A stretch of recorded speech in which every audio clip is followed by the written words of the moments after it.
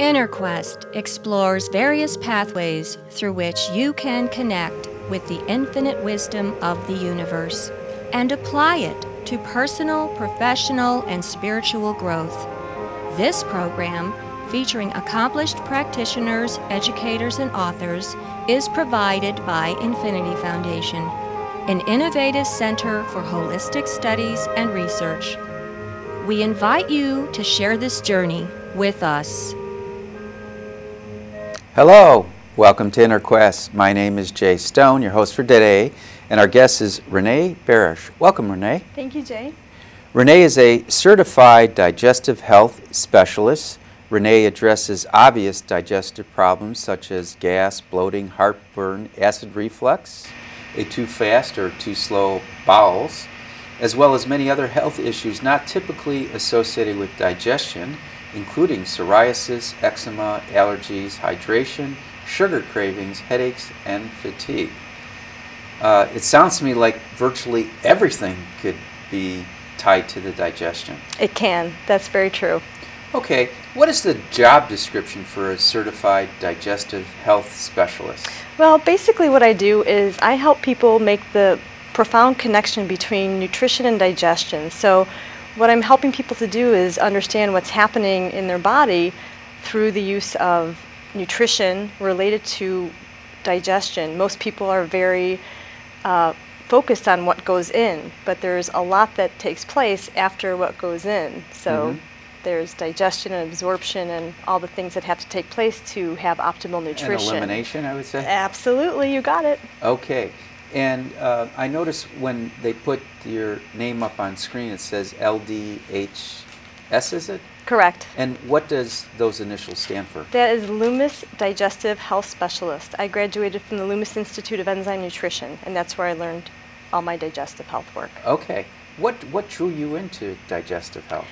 Well, I had my own problems, so to speak, digestively. I had some problems that I didn't really relate to digestion, and a friend of mine started me on the enzymes, and I had noticed that within just a few short weeks things started to resolve, and then I noticed a lot of my neck pain went away, and and then other things started to take place, and I thought, okay, now this is really what real nutrition is. I get it. There's a saying in A Course in Miracles, you teach what you have to learn, and obviously you're teaching what you had to learn yourself. Correct. And does our digestion change over a course of a lifetime? It does. Our digestion is affected from stress, which I know none of us have, right? Yeah. But stress really comes in three forms. Stress is emotional, stress can be nutritional, and stress can be mechanical. So tight shoulders, or maybe a hip that's too high, or even a headache. Or tension in the stomach? Tension in the stomach, definitely. So those stresses end up... So what you're saying is the stress in our life, which everybody has, it causes our digestive to change over a lifetime. Correct. Okay. And I guess we should be paying attention to our digestion because it's probably one of the first signs that something isn't right? That's correct. And some people don't notice it as an obvious digestive problem. Some people will notice it in the form of, as you stated earlier, an allergy or arthritis, or the body not being able to get rid of cellular waste. That's a form of maybe fibromyalgia. Many, many things that are not directly related to the digestive tract. Wait, yeah, I'm not going to let that one slide. Not get rid of cellular waste, does that mean sometimes obesity is a result of what's going on with the digestive system? There's a direct correlation, most definitely. You want to tell our audience why? Sure. Because that's such a big issue in this country. Sure. Well, what I will say is that there's so many ways to go with this, and I'll just start with a very simple truth, is that food is made up of fat, carbohydrate, protein, vitamins, minerals, and enzymes. So when food is heated, the enzymes get destroyed. Now, when you're eating food, and I'm not advocating an all-raw diet because I don't think that that's reasonable in the middle of February when it's freezing out, but more raw foods are definitely better. The problem is that the enzymes get destroyed. So over the course of time, when you're eating food that might overwhelm your digestive capabilities and the food doesn't break down, it then causes stress in the system, and since it won't break down, it will store into the fat cells, and the body can't get rid of the waste on that cellular So level. it'd be like walking around with like a 20-pound knapsack on your back, Exactly. backpack, but it's being stored in the stomach. Or other places. Yeah. Sure. Okay. And so tell our audience why digestion is so important to our health. Because digestion is really the catalyst to bring all your vitamins and minerals into your cell walls. So it's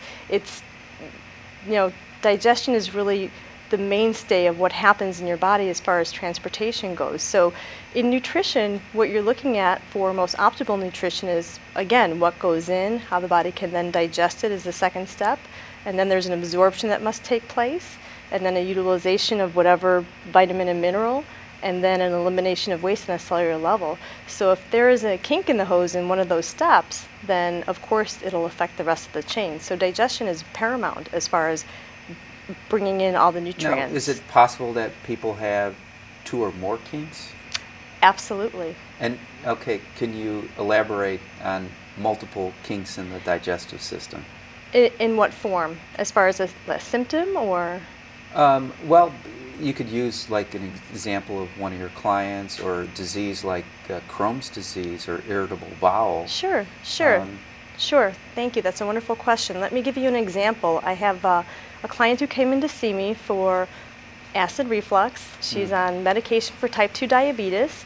She has swelling in her ankles and tingling in her feet, and doesn't sleep very well, and had just kind of a general fatigue. And I would suspect stress, a lot of stress in her life. Sure, when you don't feel good, you don't feel good. It's hard to try to make yourself feel good when you just can't feel good. And was she obese too? Oh no, not at all. She was just regular stature, and she just had a digestive issue, which is what she came in to see me for.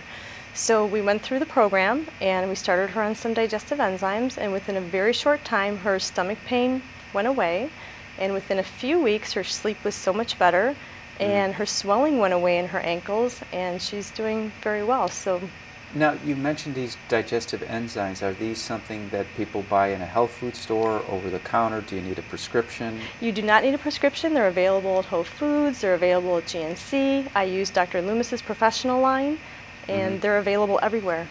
Okay. And how many different enzymes do you recommend?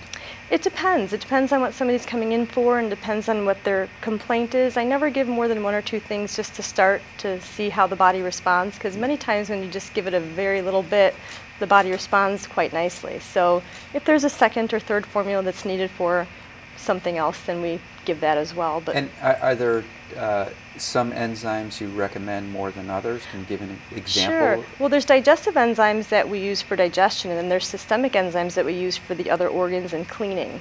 So those are a second phase, and also a third phase of lymphatic enzymes that we use as well. And so why do people end up needing supplements for their enzymes? Well, I think there's many reasons. I think that, again, the stress that, that we're all under, our body has a lot of demands that needs to be met as far as our daily grind goes, with having to meet going to work and picking up kids and everything else that we have to do. And your enzymes are your construction workers of the body. They're the ones that are on the front lines. They're bringing all your synergists into the cell wall again to be used. So the enzymes get depleted, and they get depleted quickly. And is it, could people have a shortage of enzymes because of poor diet, poor nutrition? That's one of the reasons, definitely, most definitely. Back to the whole stress, emotional, nutritional, and mechanical, it's one of those always. So poor diet can play into it. Modern processing has removed a lot of the enzymes in our food today, because heating destroys the enzymes, but it gains shelf life. So the food will stay without breaking down. Okay. And once you recommend someone to use enzymes, do they have to take the enzymes the rest of their life, or eventually they learn a good source of enzymes and their body can then produce enzymes themselves? That's true, and not necessarily do they have to take them forever.